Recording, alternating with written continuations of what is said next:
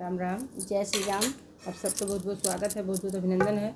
उषा बहनी कोनो गौनी लाई है बहनी, तो आप सब सुनो और बताओ कमेंट बॉक्स में गौनी कमेंट में कर।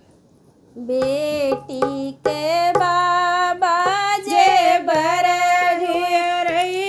करे दादी दौड़ी पाए लागी रे नातिनी जोगे बर हेरो मोरे साहेब नाही नातिन रही है कुमार रे नातिनी जोगे बर हेरो मोरे साहेब नाही नातिन रही है कुमारी रे। बेटी के पापा जे बर हियरैनी करे मम्मी दौरी पाए लागी रे बिटिया जोगे बर हेरो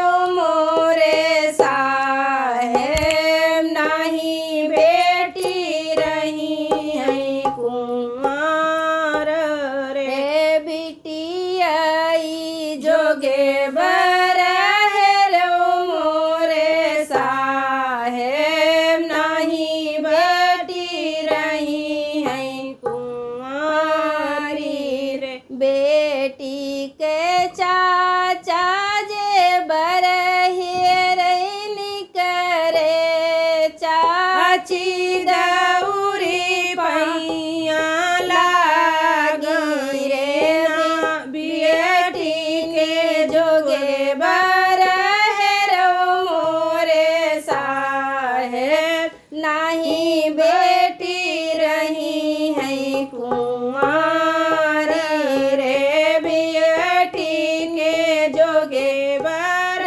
हेरो मोरे साहेब नाही बेटी रही है कुमार।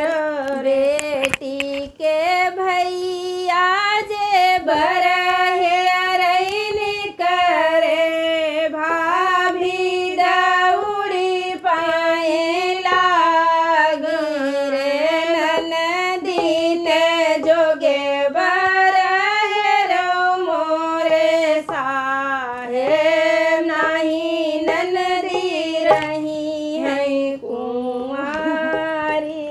सबसे ज़्यादा जल्दी भौजी रही आओ तो सब